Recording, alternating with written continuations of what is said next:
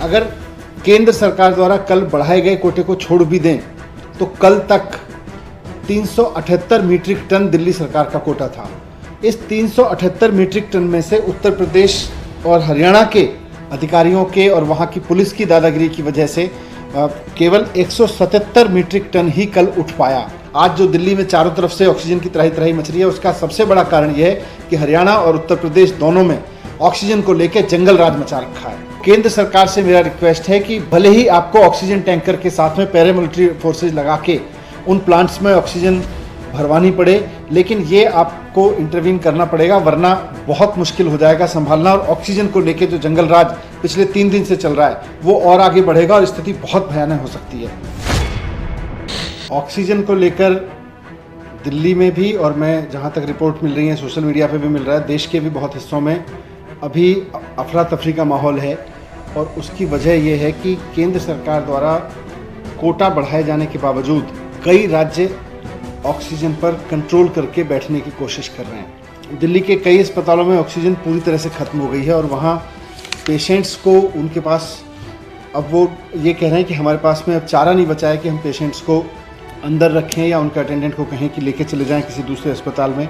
लेकिन दूसरे अस्पताल में भी कहाँ लेके जाएंगे, वहाँ भी ऑक्सीजन का संकट है। सवाल ये है कि जब कल बहुत अच्छे से केंद्र सरकार ने अलोकेशन बढ़ा दिया दिल्ली का, बाकी राज्यों के भी अलोकेशन तय कर दिए, और जब देश में यही नियम लागू है कि केंद्र सरकार तय करेगी कि किस राज्य को कितनी ऑक्सीजन मिलनी है, तो फिर कुछ राज्य, और मैं नाम लेके स्पेसिफिक बोलूं तो हरियाणा और उत्तर प्रदेश की सरकारें इस तरह का व्यवहार क्यों कर रही हैं जैसे कि हरियाणा और दिल्ली और उत्तर प्रदेश का आपस में झगड़ा है।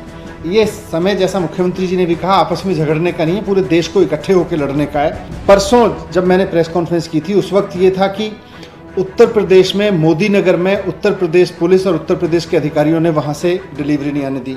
कल उत्तर प्रदेश से सुचारू सिस्टम चला तो हरियाणा के अधिकारी वहाँ के प्लांट्स में जाके बैठ गए, उन्होंने वहाँ से नहीं जाने दी।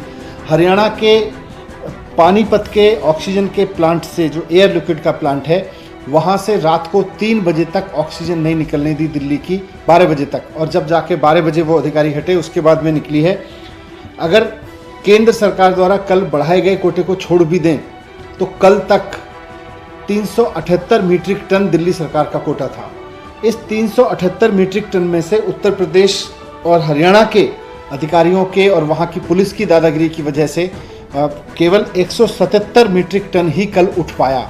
आज जो दिल्ली में चारों तरफ से ऑक्सीजन की तराही तराही मच रही है, उसका सबसे बड़ा कारण यह है कि हरियाणा और उत्तर प्रदेश दोनों में ऑक्सीजन को लेकर जंगल राज मचा रखा है। हमारे टैंकर्स बाहर खड़े हुए हैं, उनको अंदर नहीं जाने दिया जा रहा है। केवल हरियाणा के प्लांट में हरियाणा के टैंकर्स को अंदर जाने दिया जा रहा है।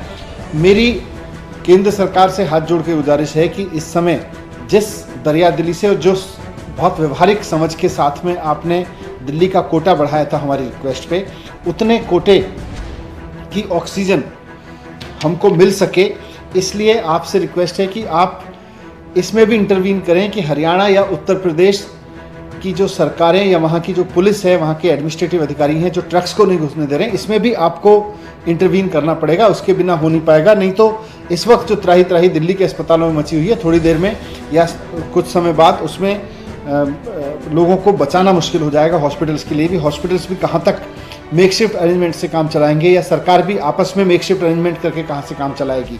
अब क्योंकि पुलिस वहाँ की इस्तेमाल हो रही है दूसरे दिल्ली को ऑक्सीजन रोकने में, तो केंद्र सरकार से मेरा रिक्वेस्ट है कि भले ही आपको ऑक्सीजन टैंकर के साथ में पैरामिलिट्री फोर्सेज लगा के उन प्लांट्स में ऑक्सीजन भरवानी पड़े, लेकिन ये आपको इंटरवीन करना पड़ेगा, वरना बहुत मुश्किल हो जाएगा संभालना। और ऑक्सीजन को लेके जो जंगल राज पिछले 3 दिन से चल रहा है वो और आगे बढ़ेगा और स्थिति बहुत भयानक हो सकती है।